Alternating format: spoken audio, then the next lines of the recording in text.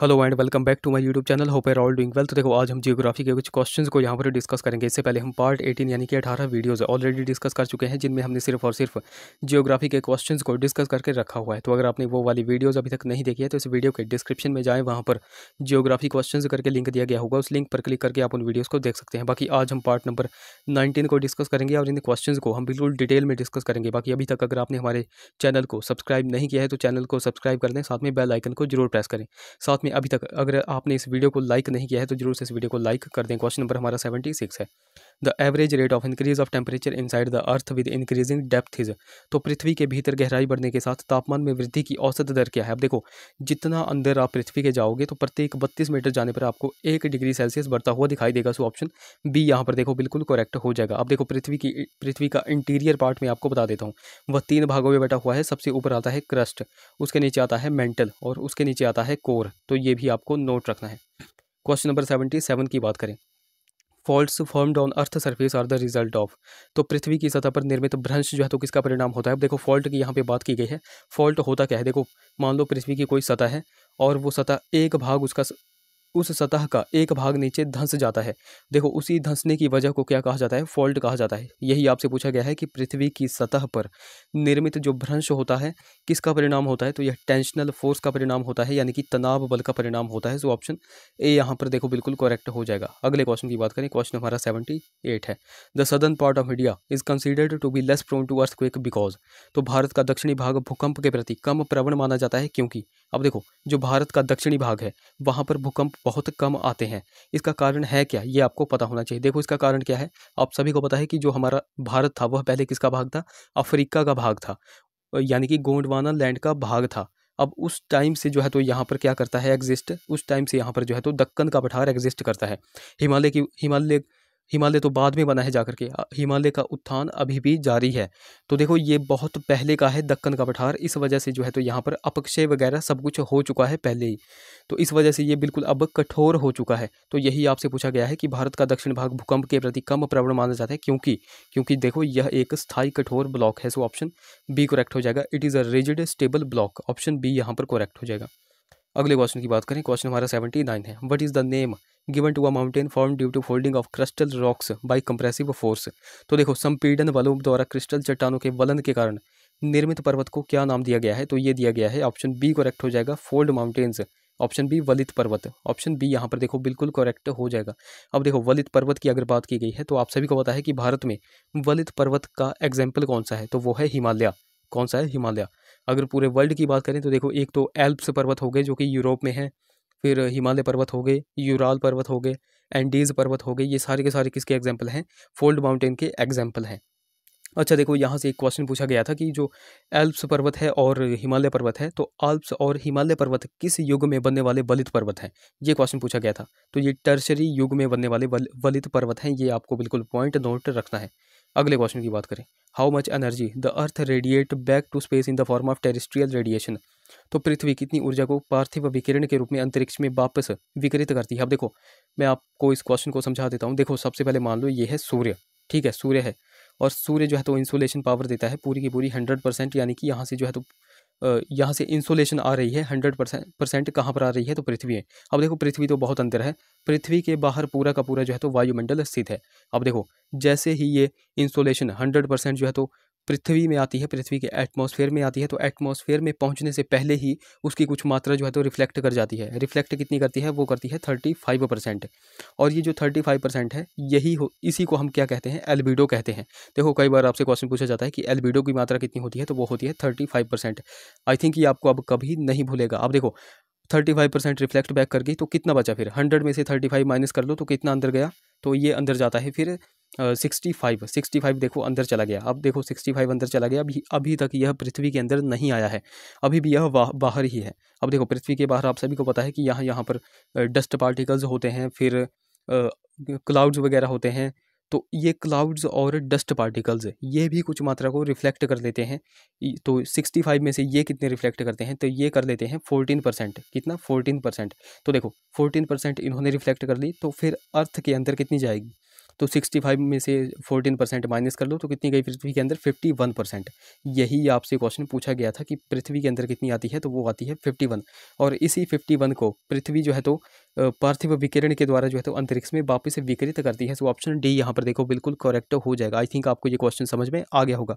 बाकी अभी तक अगर आपने इस वीडियो को लाइक नहीं किया है तो जरूर से इस वीडियो को लाइक कर दें। क्वेश्चन नंबर हमारा 81 है, temperate cyclones mainly originate due to. तो शीतोष्ण चक्रवात मुख्यतः किसके कारण उत्पन्न होते हैं। अब देखो शीतोष्ण चक्रवात किसके कारण उत्पन्न होते हैं, तो ये होते हैं convergence of to contrasting air masses, यानी कि दो विपर्यायु वायु संहतियों के अभिसरण के द्वारा। ऑप्शन ए यहाँ पर देखो बिल्कुल करेक्ट हो जाएगा। अब देखो ये जो टेम्परेट साइक्लोन्स है, तो टेम्परेट साइक्लोन्स की उत्पत्ति और विकास को देखो किस थ्योरी के तहत समझाया गया है। ये भी क्वेश्चन पूछा गया था, किस थ्योरी के तहत समझाया गया है। The polar front theory. क्या द पोलर फ्रंट थ्योरी। देखो अगर आपको टाइम लगेगा तो इस थ्योरी को जरूर पढ़िएगा। द पोलर फ्रंट थ्योरी आपको थोड़ा बहुत जानने को मिल जाएगा। बाकी अभी तक अगर आपने हमको टेलीग्राम और इंस्टाग्राम पे फॉलो नहीं किया है तो वहाँ पर जाकर के फॉलो कर ले, लिंक आपको डिस्क्रिप्शन में मिल जाएगा। बाकी देखो लिंक कई बार चलता नहीं है तो आपको सिंपली टेलीग्राम पर जाना है और @Let's Prepare To सर्च करना है, आपको हमारा चैनल मिल जाएगा। उसी प्रकार आपको इंस्टाग्राम पे जाकर के लेट्स प्रिपेयर टुगेदर सर्च करना है। अगले क्वेश्चन की बात करें, क्वेश्चन नंबर हमारा 82 है, which of the following regions receive rainfall throughout the year. तो निम्न में से कौन सा क्षेत्र वर्ष भर वर्षा प्राप्त करता है, तो ये करता है मेडिटेरियन रीजन यानी कि भूमध्य सागरीय क्षेत्र। ऑप्शन सी यहाँ पर देखो बिल्कुल करेक्ट हो जाएगा। अगले क्वेश्चन की बात करें, ocean currents are not caused by. तो महासागरीय धाराएं इसके कारण नहीं होती हैं, तो किन के कारण नहीं होती हैं। देखो प्लानिटरी विंड्स हो गए, ट्रेड विंड्स हो गए, difference in the density of sea water, इन सभी के द्वारा जो है तो महासागरीय धाराएं उत्पन्न होती हैं। बाकी समुद्र तट पर रेगिस्तान का दबाव यानी कि pressure of desert along the coast, इसके कारण जो है तो महासागरीय धाराएं उत्पन्न नहीं होती। सो ऑप्शन यहाँ पर डी बिल्कुल करेक्ट हो जाएगा। अगले क्वेश्चन की बात करें, क्वेश्चन हमारा 84 है, चिपको मूवमेंट वाज स्टार्टेड अगेंस्ट। तो चिपको आंदोलन किसके विरुद्ध शुरू हुआ था, तो यह कटिंग ऑफ ट्रीज यानी कि पेड़ों की कटाई के विरुद्ध शुरू हुआ था। सो ऑप्शन ए यहाँ पर बिल्कुल करेक्ट हो जाएगा। अच्छा, ये जो चिपको मूवमेंट था ये स्टार्ट किसने किया था और कब किया था, ये क्वेश्चन बहुत बार एग्जाम में बनता है। तो ये स्टार्ट किया था सुंदरलाल बहुगुणा ने, और कब किया था 1973 में।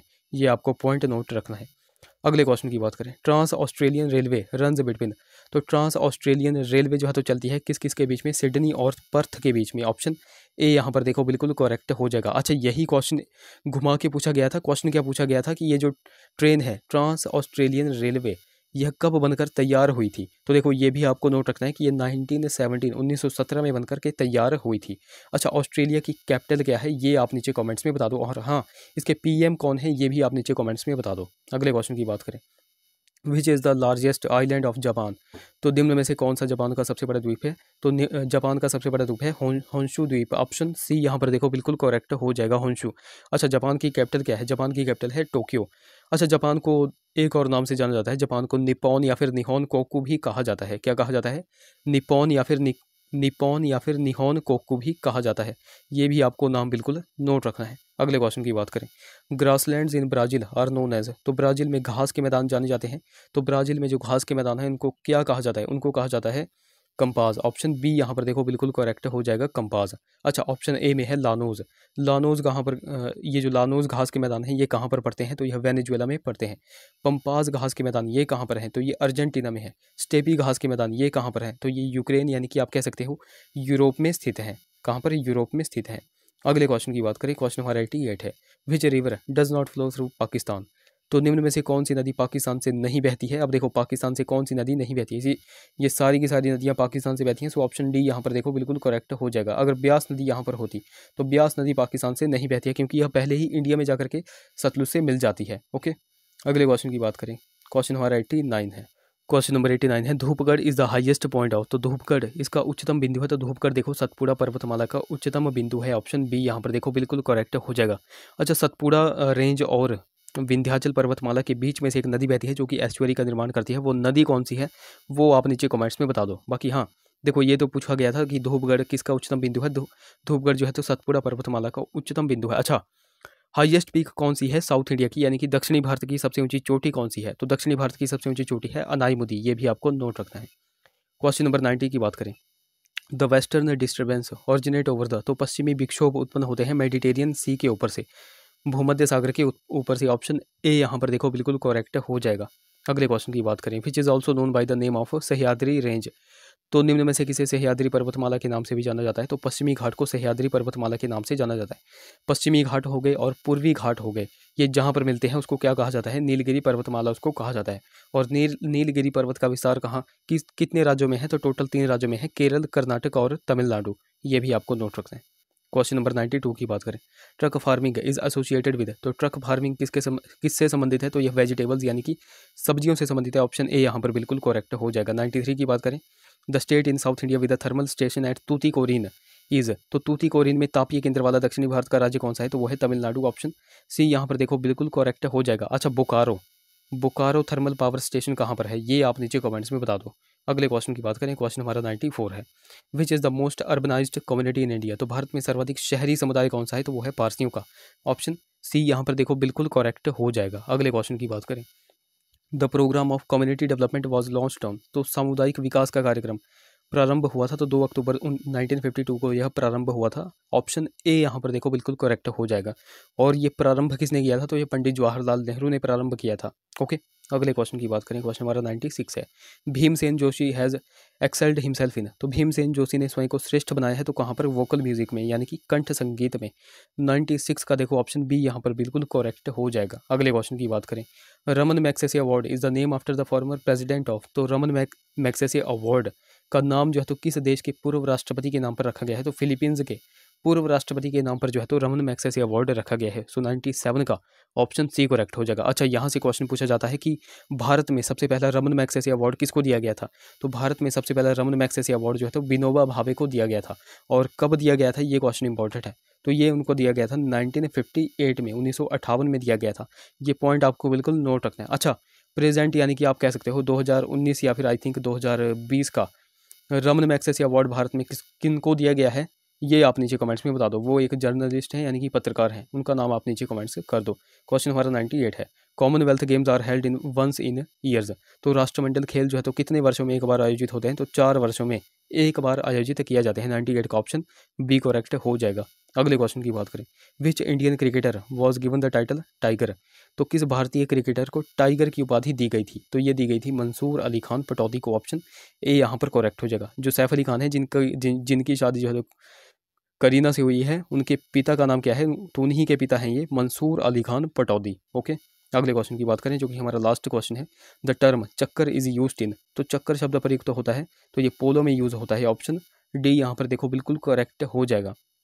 तो देखो गाइस, ये थे हमारे कुछ क्वेश्चंस। आई होप वीडियो आपको इन्फॉर्मेटिव लगी होगी। अगर वीडियो अच्छी लगी है तो जरूर से इसे लाइक करें, शेयर करें, चैनल को सब्सक्राइब करें, साथ में हमें इंस्टाग्राम और टेलीग्राम पे फॉलो करना बिल्कुल भी ना भूलें। तो चलिए मिलते हैं हम अगली वीडियो में। Till then take care.